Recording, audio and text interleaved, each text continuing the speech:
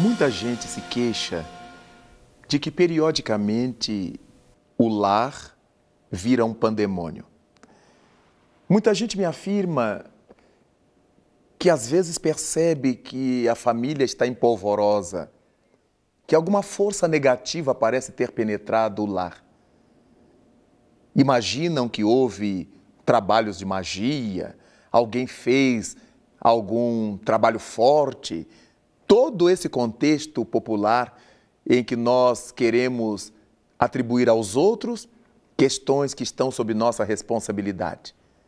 Manter a nossa casa em paz, manter o nosso lar em ordem é alguma coisa de nossa alçada, é alguma coisa que está sob nossa responsabilidade, sob nossa custódia. No entanto, é válido pensar que pelo fato de se reunirem dentro de casa criaturas com os mais variados pendores, caracteres, temperamentos, muitas vezes a família sofre mareios afetivos, emocionais, sentimentais, que redundam de fato em perturbações de ordem espiritual.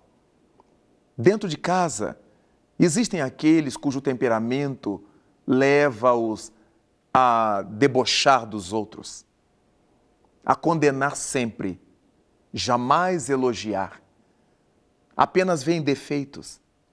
Aqueles que falam aos gritos, os que são sempre grosseiros ao se expressar junto aos familiares, aqueles que têm sempre um alfinete pronto para as alfinetadas comuns dentro de casa, os que falam jogando piadas, com segundas intenções e ferem o temperamento daquele que é mais sensível ou que é pavio curto, e aqueles que dentro de casa nem pavio têm. Explodem por qualquer coisa. Natural é pensar, nessas ocasiões, que nós estaremos dando margem a infiltrações espirituais inferiores. Como disse-nos o apóstolo Paulo, nós estamos o tempo todo sendo observados por uma nuvem de testemunhas. Mas se temos testemunhas apostando em nosso crescimento, em nossa virtude, em nossa felicidade, não podemos descrer que haja outras testemunhas investindo em nossa queda. São aqueles inimigos do nosso pretérito, de nossas vidas passadas, de nossa existência presente. Eles estão sempre à espreita de nossa fragilidade, de um gesto em falso, de uma vivência incorreta, para que possam nos provocar malestares, aturdimentos, desarmonias, com o prazer patológico de nos ver sofrer. Acontece que essas circunstâncias são quase sempre criadas por nós. Na liberdade que temos de fazer e de deixar de fazer, nós somos aqueles que não refreamos a língua, imaginando que todos aqueles que vivem dentro de casa conosco na família têm obrigação de aturar, de suportar nosso temperamento, nosso mau humor, nosso caráter intempestivo, nosso pavio curto. E ao pensarmos dessa forma, estamos desrespeitando, ainda que dentro de casa, os outros que, embora nos gostem, nos estimem, são pessoas diferentes de nós. Será sempre importante que nos coloquemos no lugar dessas pessoas. Essa empatia se faz indispensável. Se eu estivesse no lugar dessa criatura, de minha mulher, de meu marido, de meu filho, de meu irmão, de minha tia ou avó, como é que eu gostaria de ser tratado dentro de casa? Que tipo de coisas eu gostaria de ouvir? Que tipos de outras coisas eu não gostaria de ouvir? Desse modo, a vivência dentro do lar seria marcada pelo respeito recíproco, em que cada qual, desempenhando o seu papel, estivesse atento a não ferir o outro. a não desabonar o outro. Nada obstante, tivéssemos todo o espaço para dizer as coisas que estão certas, aquilo que está equivocado, o que precisa ser corrigido na pauta de nossa vida cotidiana dentro de casa. Como estamos cercados, vale repetir Paulo, por uma nuvem de testemunhas, quando nos despautamos dentro do lar, qual é o tipo de testemunhas que nós convidamos para participar conosco da vida íntima da casa? As entidades perturbadoras, espíritos desajustados ou enfermiços, aqueles que, de caso pensado, desejam provocar em nossas vidas desestruturações e aqueles que estão enfermados, hebetados, aturdidos e que nem têm ideia de que se aproximando de nós nos estarão prejudicando. Estão inconscientes da realidade em que estão vivendo, mas nem por isso eles deixam de ser atraídos por nós quando realizamos as coisas indevidas. Por isso, pode haver sim influências espirituais bastante nefastas dentro de nossa casa, ou influências leves, em função do estilo de vida que adotemos viver em família, em razão de tudo aquilo que decidimos fazer junto aos nossos familiares. Se a nossa proposta for de viver o respeito, o amor, a harmonia, certamente atrairemos nobres espíritos para bafejar nosso lar. Mas se fizermos diferente, certamente as nossas companhias não serão nada agradáveis.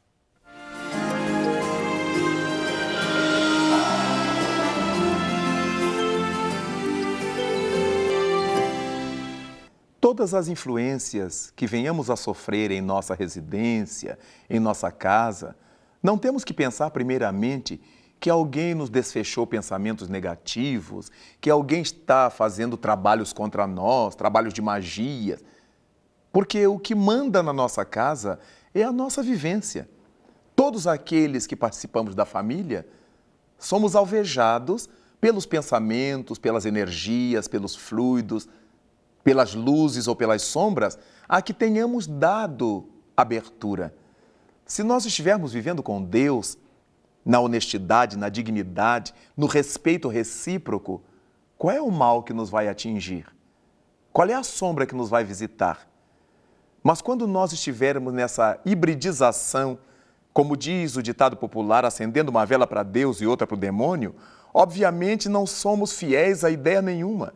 Nós estaremos sempre no campo do quem dar mais. E por causa disso, ficamos vulneráveis a acompanhamentos nocivos.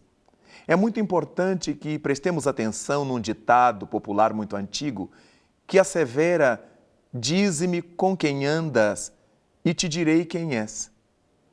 Naturalmente, quando estamos lidando com as questões espirituais, a proposta é diferente. Os espíritos nos dizem: dize-me quem és e te direi com quem andas. É a partir da nossa forma de ser, é a partir do nosso modo de viver, do pensamento que cultivamos, das ações que praticamos, que elegemos os nossos acompanhamentos espirituais. Poderemos estar muito bem acompanhados em termos psíquicos, mas poderemos estar muito mal resguardados.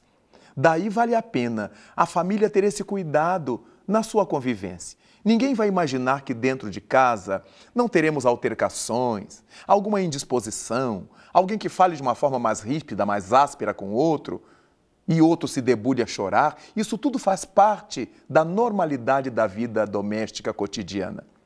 Mas o que não deve acontecer é que essa postura de agressividade, essa postura ferinte, pessimista, negativa, se tornem uma constante na relação familiar.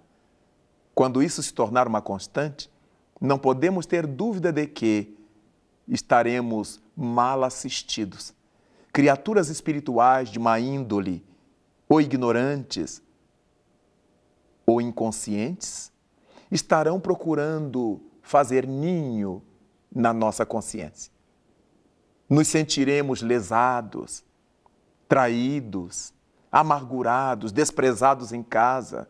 Nos sentiremos a sós, nos veremos pessoas solitárias E tudo isto, agasalhado por nós, nessa baixa autoestima, vai fazendo com que entidades desencarnadas de má índole, infelizes em si mesmas, se apropriem desse caldo de cultura que nós lhes oferecemos para fazer toda sorte de estrepolias, para provocar toda sorte de males, de infestações negativas no seio da nossa família.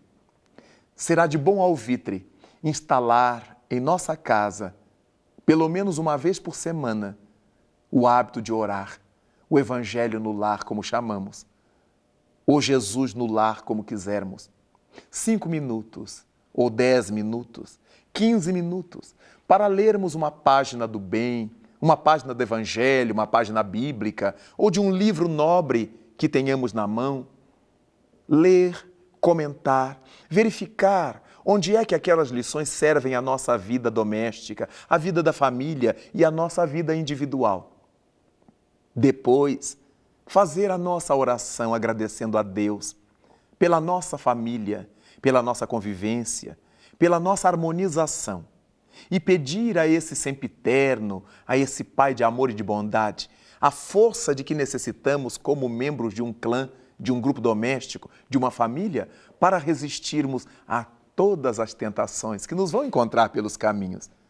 Basta que saiamos às ruas para que tenhamos todo tipo de dificuldades e de facilidades.